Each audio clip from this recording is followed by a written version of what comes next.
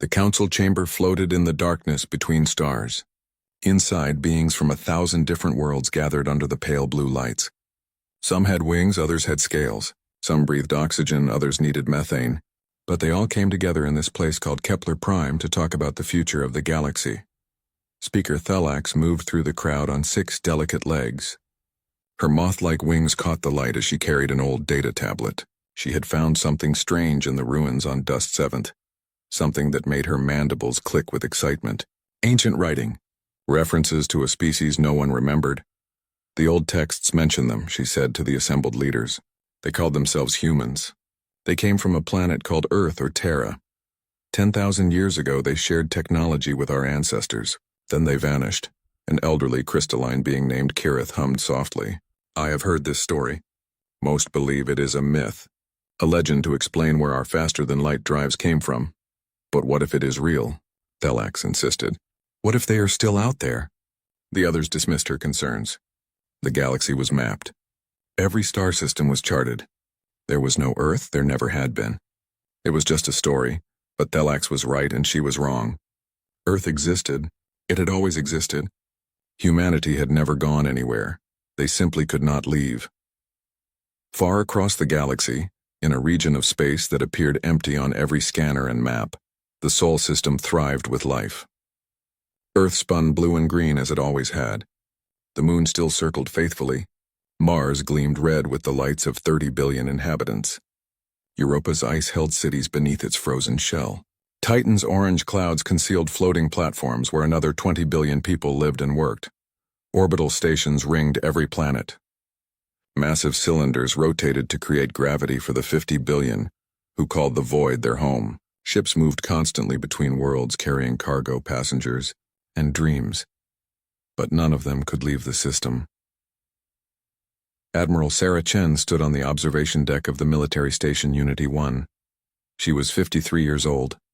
With gray streaking through her black hair, she had spent her entire career preparing for something that never came. First contact, the day humanity would meet aliens. Still nothing, her second officer reported. The barrier is still there, Sarah nodded. Everyone called it the barrier, though no one understood what it was. Anything that tried to leave the Sol system simply stopped responding. Ships, probes, even radio signals. They went out and silence came back. Something surrounded their entire star system, cutting them off from the universe beyond. Humanity had discovered this 10,000 years ago when they first developed faster-than-light travel. The joy of that achievement had turned to horror when they realized they were trapped. Generations of scientists had studied the barrier. Generations of engineers had tried to break through. Nothing worked, so humanity had turned inward. They built and grew within their cage. They fought wars among themselves over resources and ideology. They made peace and broke it and made it again. They wondered endlessly if they were alone in the universe or if something had deliberately imprisoned them. Sarah had joined the first contact fleet when she was 20. That was 33 years ago. 33 years of waiting for a door that would not open. Admiral, a technician called out. We're getting some strange readings from the barrier. Sarah's heart jumped. Strange readings usually meant nothing, but she walked quickly to the scanner station anyway. Show me. The holographic display showed the invisible wall that surrounded their system. Except now, tiny fluctuations rippled across its surface like waves on water. What is that? Sarah whispered. Unknown. It started about 10 minutes ago. The fluctuations are increasing. Sarah watched the display. The waves grew stronger. Her hands gripped the edge of the console. Something was happening. After 10,000 years, something was finally happening. Alert all stations, she ordered. Get me the Secretary General. Get me everyone. The waves grew into pulses. The pulses grew into surges. Energy readings spiked across every instrument. Alarms began to sound as sensors overloaded trying to measure what was occurring. And then, like a soap bubble popping, the barrier vanished. Silence fell across Unity 1. For a moment, no one moved. No one breathed. Then the sensors came alive with data. Stars. Thousands of stars that had been invisible suddenly appeared. Radio signals. Electromagnetic radiation. Heat signatures. Energy readings that could only mean one thing, civilizations. Oh my God, someone whispered. Sarah's hands trembled. Start recording everything. Begin analysis of all signals. Prepare the first contact protocols. She paused, hardly believing the words coming from her mouth. We are not alone. Across human space, the news spread like wildfire. Earth was no longer isolated. The barrier was gone. The universe was full of life. Full of people. Full of possibilities. Dr. James Okonkwo was in his office at the University of Lagos when he heard. He was 71 years old and had spent 50 years of his life learning to speak to aliens. He had studied every language on Earth. He had developed frameworks for communicating with minds that might think nothing like humans. He had written 30 books on xenolinguistics, all theoretical because there were no aliens to talk to. He sat down heavily in his chair and started to cry. Happy tears, grateful tears. His life's work was not wasted. There would be someone to talk to after all. But while humanity celebrated, on the other side of the barrier's collapse, the Galactic Council was in chaos. An entire star system just appeared, Council Military Commander Zephyrin reported. His scaled face showed confusion and concern. No system existed in that location yesterday. Today, sensors show 9 planets and energy signatures indicating massive population centers. How is that possible? Someone demanded. Unknown. We are analyzing the data now. Thelax felt her wings flutter. The coordinates. Check the coordinates against the ancient texts. They did. The location matched perfectly. The system that had appeared was exactly where the old legend said Earth should be. Send the harmonious accord, the council decided. We will make contact carefully. We do not know who or what we will find. 3 months of preparation followed. Both sides moved cautiously. Humanity built the Olive Branch, a ship designed for peace covered in landing platforms and meeting halls. The council prepared the Harmonious Accord, their most beautiful diplomatic vessel, a work of art that happened to fly. Admiral Sarah Chen was chosen to lead humanity's delegation. Dr. Okonkwo would handle communications. 300 diplomats, scientists, and soldiers would accompany them. On the day of departure, Sarah stood before the gathered crew. We are about to meet our neighbors, she said. We will show them the best of what humanity can be. We will offer friendship. We will seek understanding. This is the most important journey our species has ever taken. The 2 ships launched toward each other, crossing the vast distance at faster-than-light speeds. They agreed to meet halfway in neutral space between their territories. When the Olive Branch dropped out of FTL, Sarah saw the Harmonious Accord for the first time. It was beautiful. Graceful curves and elegant design. Nothing like the angular, practical human ship. They are hailing us, the communications officer reported. Sarah took a deep breath. Open the channel. Let history begin. On the view screen, a crystalline face appeared. It was Kirith, chosen to lead the council's delegation. The being's features were alien and strange, but something in its eyes seemed gentle, curious, hopeful. Greetings, Kirith said, in a language Sarah did not understand. But Dr. Okonkwo was already working, and the translation computers were learning. We welcome you to the Galactic community. We have much to discuss, Sarah smiled. We agree. We have waited a long time for this moment. Let us begin. Neither side knew that something else had awakened, far away in the darkness between galaxies. Ancient things stirred, things that had been sleeping, things that were hungry. The barrier had not just kept humanity in, it had kept something else out. The meeting room aboard the Harmonious Accord was designed to accommodate many different life forms. The atmosphere was carefully balanced. The temperature was neutral. Seats and perches of various designs lined the walls. It was the council's way of showing respect for diversity. Admiral Sarah Chen floated through the entrance with Dr. Okonkwo and her security chief beside her. The gravity was lighter than Earth standard. She felt awkward and heavy in her uniform, compared to the graceful aliens who seemed to glide effortlessly through the space. Ambassador Kirith approached them. The crystalline being's body caught and reflected the light in rainbow patterns. Welcome. We are pleased you accepted our invitation. Dr. Okonkwo's translation device worked perfectly now. 3 months of signal exchange had given both sides enough data to build working translators. The pleasure is ours, Sarah replied. Humanity has dreamed of this day for 10,000 years. 10,000 years? Kirith's tone suggested surprise. That is how long you have been isolated? Yes, we could not leave our system. Something prevented us. Thelax, the moth-like researcher, came forward. Her wings moved gently in the low gravity. The ancient texts mention a barrier, something the predecessors built, but we do not know why. Predecessors? Sarah asked. The species that came before us, Kirith explained. They built many things across the galaxy. Then they vanished millions of years ago. We still do not understand what happened to them. The talks continued for hours. Humanity learned they were joining a community of thousands of species. The Galactic Council had existed for 8,000 years, maintaining peace and cooperation across hundreds of thousands of worlds. Wars were rare. Conflicts were resolved through dialogue. The galaxy, they said, had learned to live together. Sarah found it almost too good to be true. You have no militaries? We have defense forces, Zephyrin replied. The scaled commander had joined the meeting. But they are small. We have not fought a major war in over 2,000 years. The galaxy is peaceful. Dr. Okonkwo exchanged glances with Sarah. Humanity's history was different, very different. But they said nothing. Not yet. The cultural exchange began in earnest. Council scientists visited human ships. Human diplomats toured council stations. Everyone was fascinated by everyone else. But differences began to emerge. Small ones at first, then larger ones that could not be ignored. A council inspection team arrived at Unity 1 to observe human technology. They walked through the military station with growing unease. Everything had armor plating. Every corridor had weapons lockers. Every civilian habitat they scanned showed defensive systems. Why are your cities armed?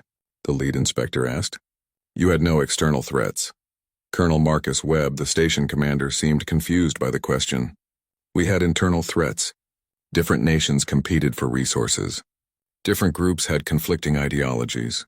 We fought each other. But your species survived the wars. You learned peace. We learned temporary peace, Marcus corrected. We still have disputes.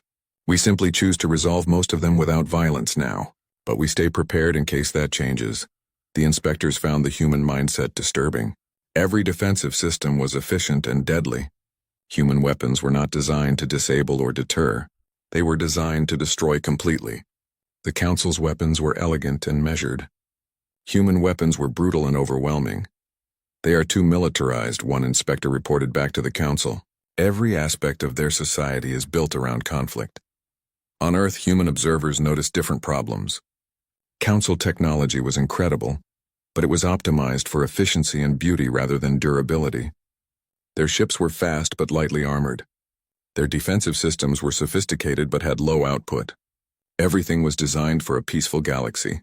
They are not prepared for real war, General Liu reported to Earth Security Council. If someone attacked them with serious intent, they would struggle to respond. Maybe no one does attack them, someone suggested. Maybe they are right and the galaxy is peaceful. Maybe, Liu agreed. But he did not sound convinced. Corporal Maria Santos was 24 years old and had never expected to leave Earth's orbital defense forces. Now she found herself assigned as part of a cultural exchange program, living aboard a council station with soldiers from a dozen species. Her roommate was a being called Vixen, who resembled a blue-furred fox with 6 legs. Vixen was part of the council defense forces, though she had never seen combat. None of them had. Do you really practice for war every day? Vixen asked, watching Maria clean her rifle. Yes. Training keeps us ready. But ready for what? There is no war. Maria paused. How could she explain? My grandmother told me stories about the water wars. 2 billion people died fighting over resources. My grandfather fought in the African conflicts. 30 million dead. We remember these things. We train so they do not happen again, but we train knowing they could. Vixen's ears flattened. Your species has hurt itself so much. I am sorry. Do not be sorry. We survived. We learned. But we did not forget. The friendship between them grew despite the differences. They learned from each other. Maria taught Vixen human combat techniques. Vixen taught Maria council philosophy. They represented in small what the larger relationship was becoming. Mutual respect built on very different foundations. Dr. Okonkwo spent his days working on translation and cultural frameworks. The language barriers were falling quickly, but conceptual barriers remained. Some ideas simply did not translate well between species that had evolved in such different circumstances that the council species struggled to understand human concepts like mutually assured destruction or total war. These ideas had no equivalence in their recent history.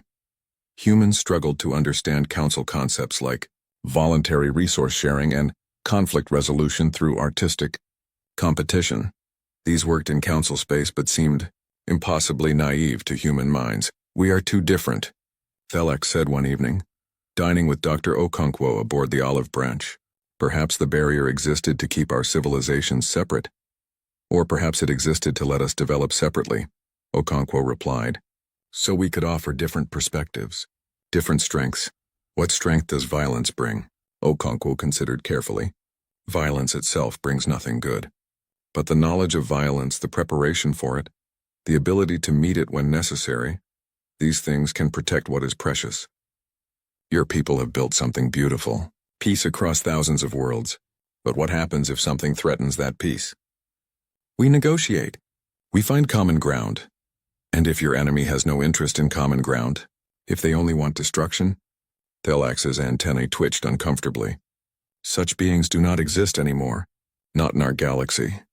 But even as she said it, something was moving through the darkness. Something that cared nothing for negotiation or common ground. The first warnings came from deep space monitoring stations. Strange readings from empty regions of space. Energy signatures that appeared and disappeared.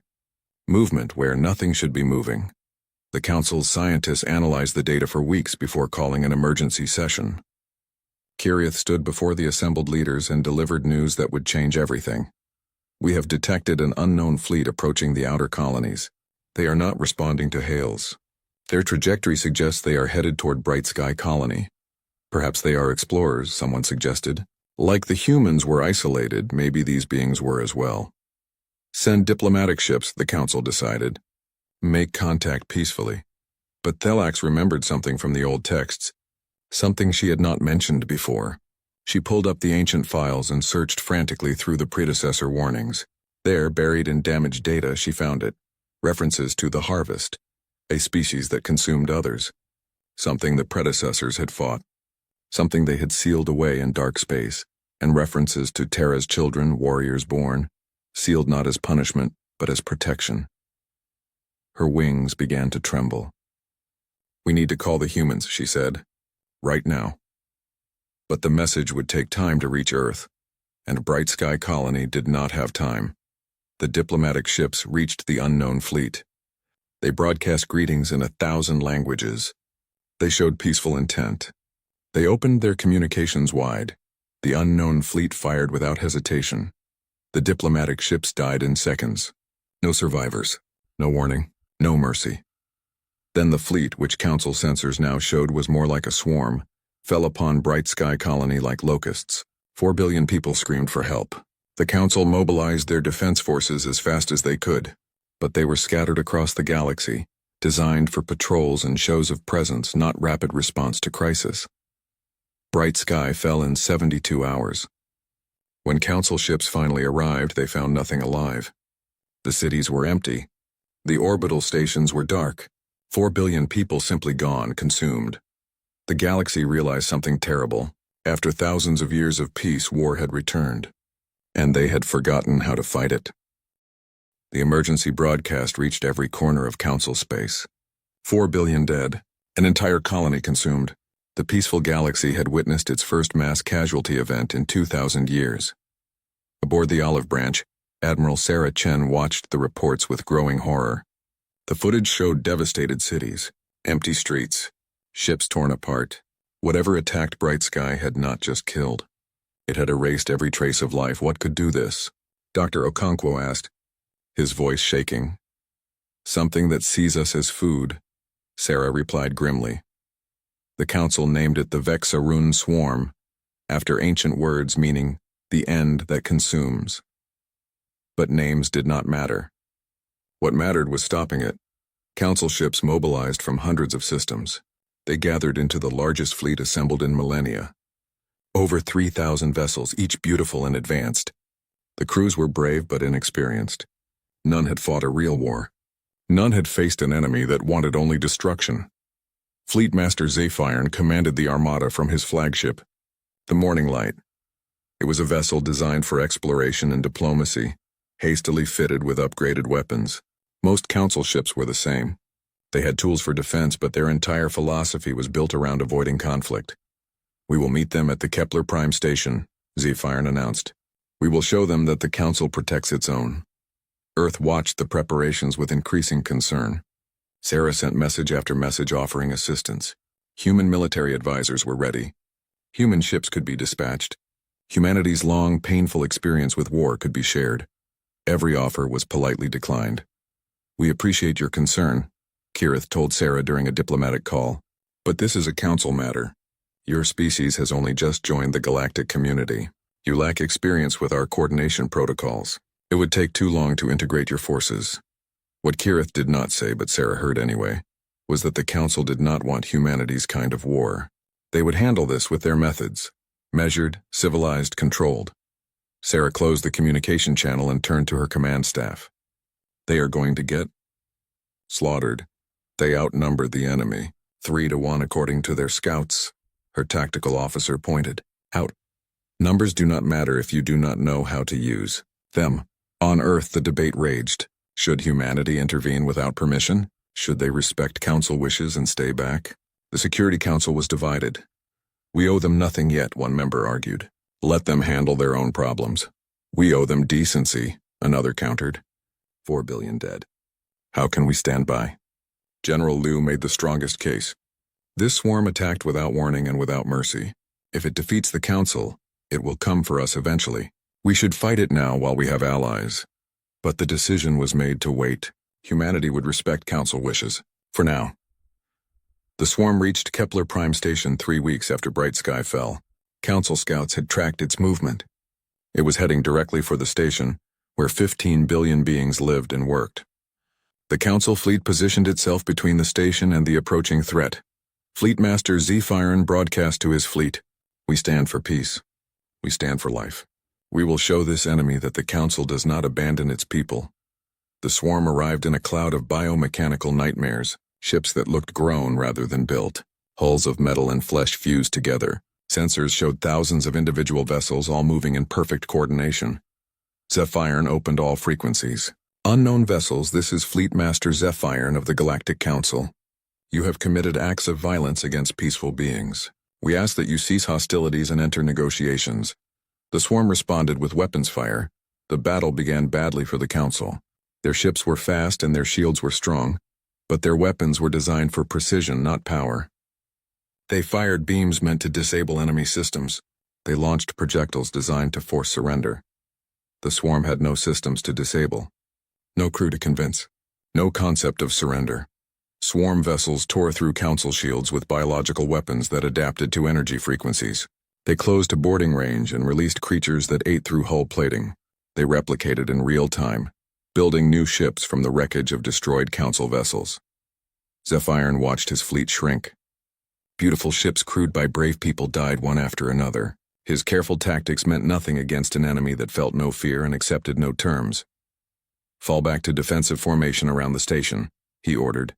"Protect the civilians." But the swarm split its forces. Half continued the assault on the fleet. Half bypassed the battle entirely and went straight for Kepler Prime. On the station, panic erupted. 15 billion beings tried to evacuate. The Council's evacuation protocols were thorough but slow. They prioritized the young and injured. They organized orderly queues. They followed procedure even as death approached. Thelax was on Kepler Prime helping coordinate the evacuation of her research facility. Her students and colleagues moved calmly despite their terror. This was the Council way. Order even in chaos, but there were too many people and too little time. The swarm reached the station's outer ring. It began to tear through the hull. Atmospheric shields failed. Sections decompressed. Thousands died in seconds. The creatures poured inside, hunting anything that moved. Zephyr threw everything he had at the swarm forces attacking the station. His ships made suicide runs, buying seconds for more evacuations. The morning light itself drove into the heart of the swarm formation, weapons firing continuously. "Get the people out," Zephyr ordered. "That is all that matters now." The Council fleet fought with desperate courage. But courage without experience, without the brutal knowledge of how to kill efficiently, was not enough. After 6 hours, Zephyrin gave the hardest order of his life. All ships, full retreat. Save who you can and withdraw. The evacuation ships jumped to faster than light speed, carrying 4 billion survivors. 11 billion were left behind. The Council fleet limped away with 40% casualties. Over 1,000 beautiful ships destroyed. Kepler Prime fell. The swarm consumed it completely. Across Council space, the news hit like a physical blow. 11 billion dead. The fleet shattered. The enemy was unstoppable. For the first time in thousands of years, the Galactic Council knew fear. Emergency sessions were called. Every species sent representatives. The debate was frantic and desperate. We need to evacuate the border. Colonies, someone suggested. We need to call for a general. Retreat, another said. We need to find a way to negotiate, a third insisted. Thelax stood and spoke quietly. Her voice cut through the panic. We need to ask the humans for help. Silence fell. They are too few, someone protested. They have only a few hundred ships. But they know war. Thelax replied. They have fought wars that killed billions. They built their entire civilization around surviving conflict. We built ours around avoiding it. We were wrong. Kirith spoke up, the crystalline being's voice heavy with grief. The humans offered assistance. We refused. How can we ask them now? Because people are dying, Thelax said simply. Pride is a luxury we no longer have. The debate continued for hours, but the conclusion was inevitable. The Council had run out of options. Back on the Olive Branch, Admiral Sarah Chen received the message she had been dreading and expecting. It was Fleet Master Zephyrin himself, his scaled face showing exhaustion and something humans knew well, the look of a commander who had lost too many people. Admiral Chen, he said quietly, the Galactic Council requests the assistance of humanity. We need your help, please. Sarah felt no satisfaction in being right, only sadness for what those words cost him. Fleet Master, humanity will answer. Tell us where you need us. There is a colony called New Haven, 22 billion people. The swarm will reach it in 36 hours. Our fleet cannot arrive in time. Sarah checked her star charts. New Haven was far from human space, but her ships could make it, barely. We will be there. Thank you. Zephyrin paused. I do not know what your ships can do that ours cannot. But I pray it is enough. Sarah closed the channel and turned to her crew. All hands, battle stations. Send the recall signal to Earth. Tell them to mobilize the First Fleet. Tell them we are going to war. Across human space, warships that had been waiting for 10,000 years received their orders. Crews that had trained endlessly for a fight that never came suddenly had a purpose. Weapons that had been maintained in careful readiness powered up. The galaxy was about to learn what humanity had become during their long isolation. They were about to learn what 10,000 years of preparing for the worst could create. The hammer was about to fall. New Haven was a paradise world. Rolling green hills covered 3 continents. Blue oceans sparkled under a yellow sun.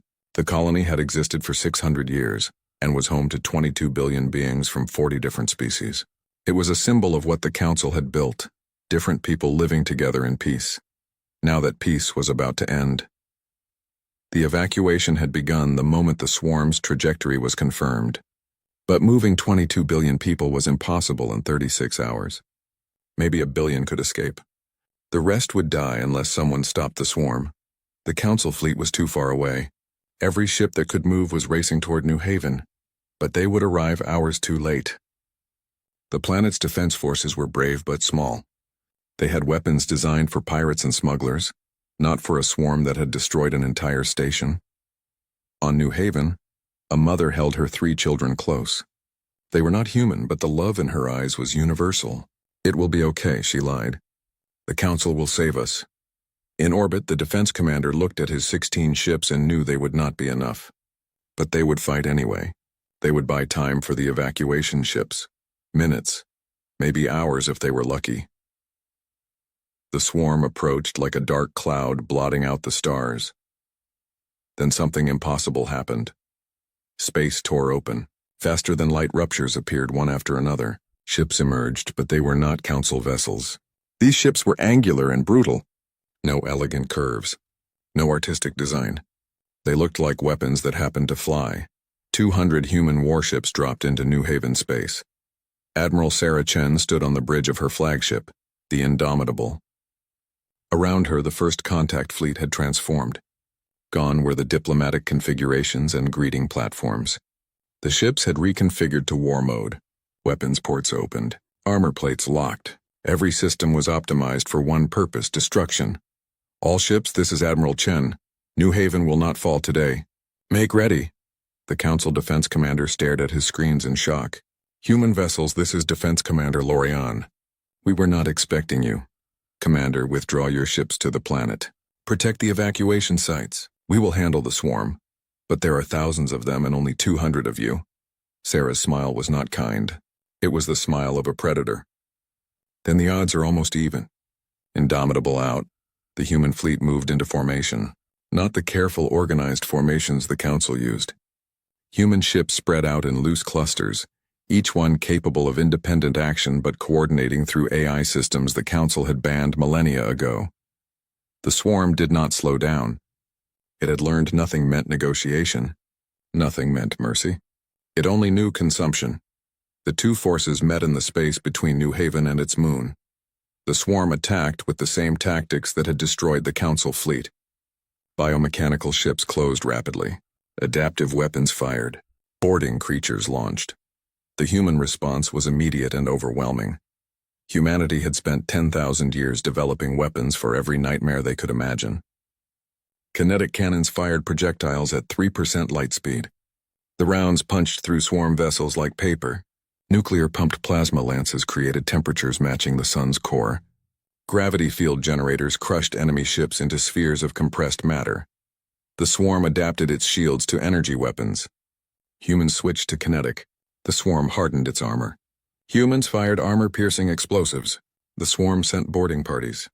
Humans decompressed entire sections of their ships, venting the creatures into space, then repressurized and continued fighting. Every human adaptation was faster than the swarm's evolution. Every human tactic was brutal in its efficiency. Corporal Maria Santos was aboard the destroyer Relentless when it took a boarding hit. Swarm creatures tore through the outer hull. The ship's AI immediately locked down the affected sections and vented atmosphere. Seal up, Maria ordered her fire team. We are going in. Her squad entered the compromised section in full combat armor. The creatures they found were nightmares made real. Part insect, part machine, all hunger. They moved with frightening speed. Maria's squad moved faster. Rail rifles cracked. Explosive rounds detonated. Plasma cutters burned. The fight was close and vicious. One creature got past Maria's defense and tore through her armor plating. She felt claws rake across her ribs even as she jammed her sidearm under its carapace and fired until it stopped moving. Section clear, she reported, breathing hard. Hull breach sealed. Requesting damage control. Negative, the ship's captain replied. We need you on shuttle. Ground assault. New Haven surface. Maria looked at her bleeding side. Understood. Santos out. The swarm had landed troops on New Haven's surface. They were attacking evacuation sites. The human response was to send their own ground forces down. This was something the Council never did. They would not risk civilian casualties with orbital strikes near populated areas. They would evacuate first, then fight. Humans calculated acceptable risk differently. Maria's shuttle dropped through the atmosphere with 11 others.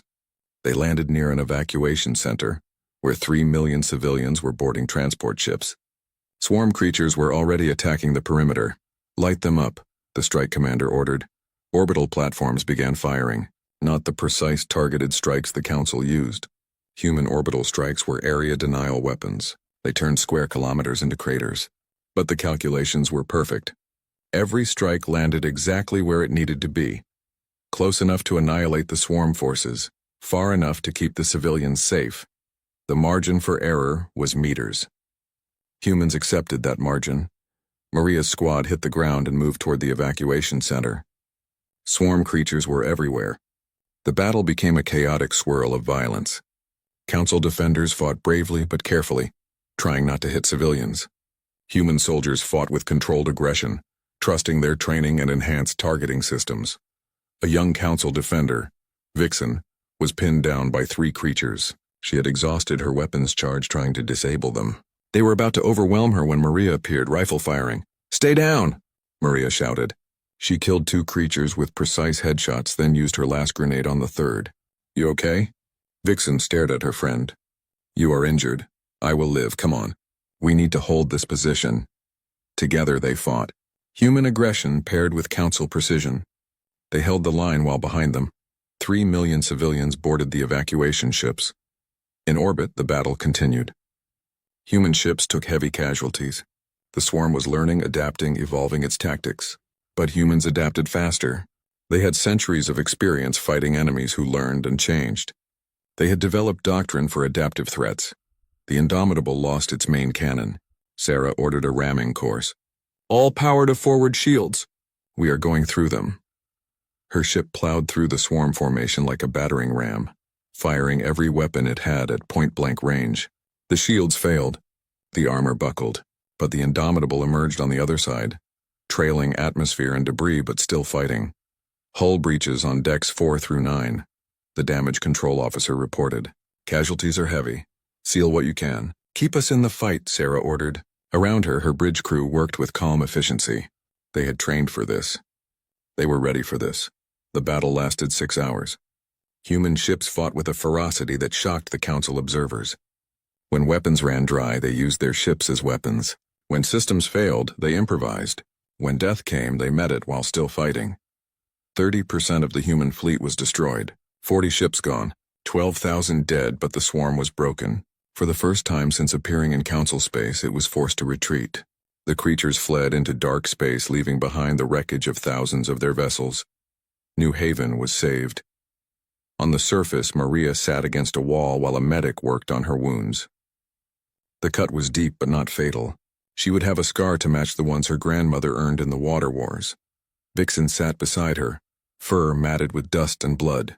I do not understand, the council soldier said quietly. How can you fight like that? So violent, so willing to die. Maria was quiet for a moment. Because the alternative is watching others die. Because we know what happens when good people do nothing. Because we are human and we remember every lesson we learned the hard way. It is terrifying, Vixen said. Yes, it is. Maria looked at her friend. But it kept you alive. It kept them alive. She gestured to the millions of civilians now safely aboard evacuation ships. That is what matters. In orbit, Admiral Sarah Chen surveyed the damage to her fleet. 40 ships lost, 12,000 dead. The cost was terrible. But she had been in the military long enough to know that sometimes the cost of not fighting was worse. A communication came through. It was Fleetmaster Zephyr. His fleet had arrived just in time to see the battle's end. Admiral Chen, he said quietly, I witnessed what occurred here. I do not have words. You do not need words, Fleetmaster. You asked for help. We gave it. You saved 22 billion lives. You lost 12,000 of your own doing it. Sarah closed her eyes briefly. 12,000 names. 12,000 families who would grieve. Yeah, why? Zephyr asked. Why pay such a price for people you barely know? Sarah opened her eyes. Because someone had to. Because we could. The war room on Earth was quiet despite the dozens of people present. Holograms showed star charts with red markers indicating swarm sightings. Intelligence reports scrolled across screens. Representatives from both human and council military stood together, planning. General Liu pointed to a dead world deep in unexplored space. We have tracked the swarm's movements. They always return to this location. We believe this is their origin point, the place they were sealed away. Thelak studied the data carefully. Her research into predecessor sites had revealed more information. The old texts call it the cradle. The predecessors fought the swarm millions of years ago. They could not destroy it, so they imprisoned it. The barrier around your system was part of the same network of seals. And when the barrier fell, the swarm was released, Dr. Okonkwo concluded. Yes, the predecessors failed to eliminate the threat. They only delayed it. Fleetmaster Zephyr looked at the tactical display. If we destroy the cradle, we eliminate the swarm's ability to replicate and coordinate. Cut off the head. Easier said than done, General Liu replied. The cradle will be heavily defended. The swarm has been rebuilding since New Haven. Our intelligence suggests they have tens of thousands of vessels now. Admiral Sarah Chen studied the numbers. Even combined human and council forces were outnumbered. But she had learned something about the council in recent months.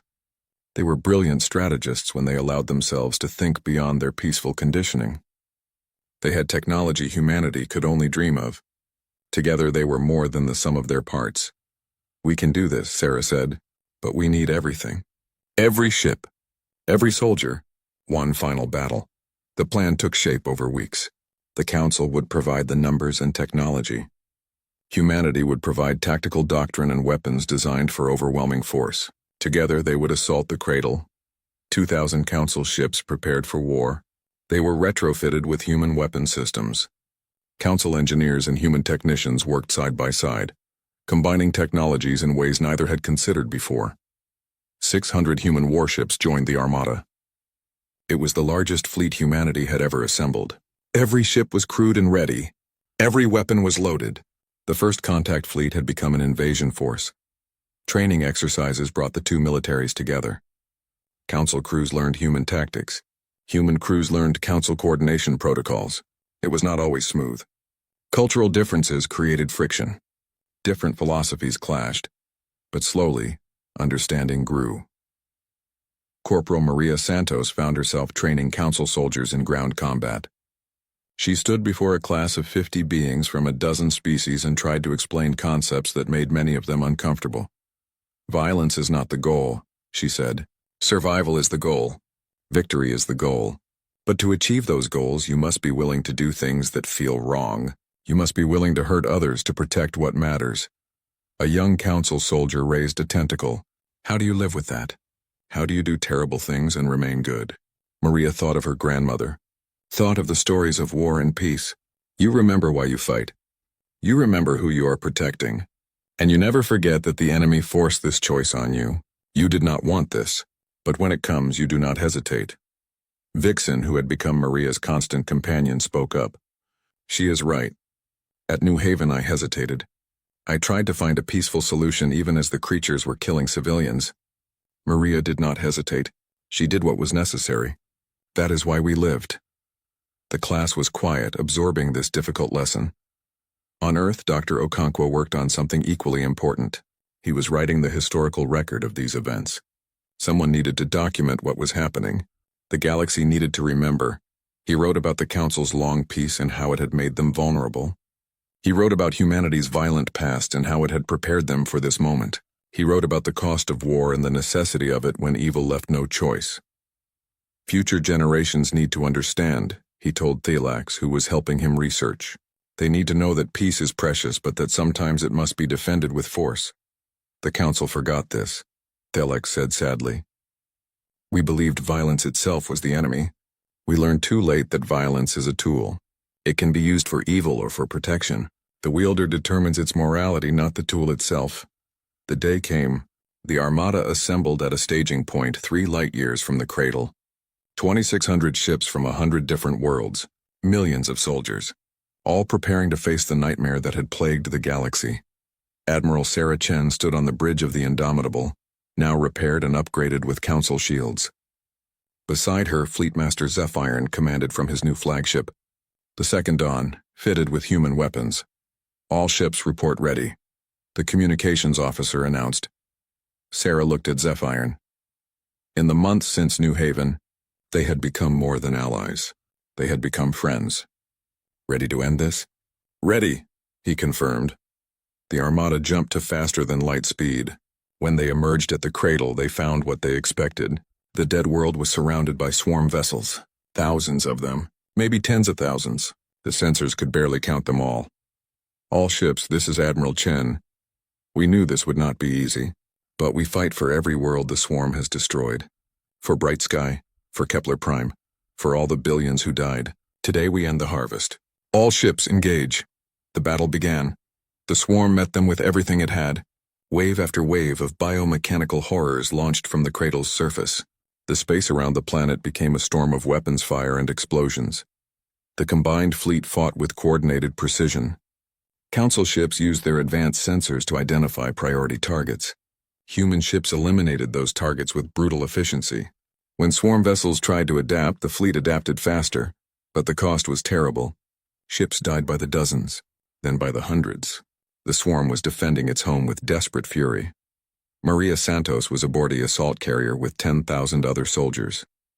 Their mission was to reach the cradle surface and destroy the replication, centers that allowed the swarm to build new ships. 2 minutes to insertion, the pilot announced. Maria checked her squad. Humans and council soldiers mixed together. They had trained for this. They were ready. Remember your training. Watch each other's backs. We go in together, we come out together. Vixen gripped her weapon tightly. Together. The carrier punched through the swarm's orbital defenses. Hundreds of other carriers did the same. They crashed into the cradle's surface and deployed their troops. The ground war was worse than anything Maria had experienced. The swarm's homeworld was a nightmare landscape of organic technology and writhing creatures. The replication centers were massive structures that pulsed with stolen life. Maria's squad fought their way toward one such center.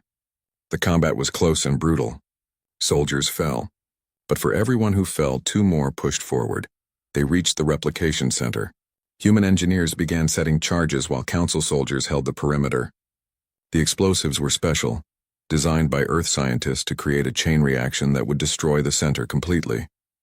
Charges set, the engineer reported. We have 5 minutes. Fall back. Maria ordered, but the swarm was not done.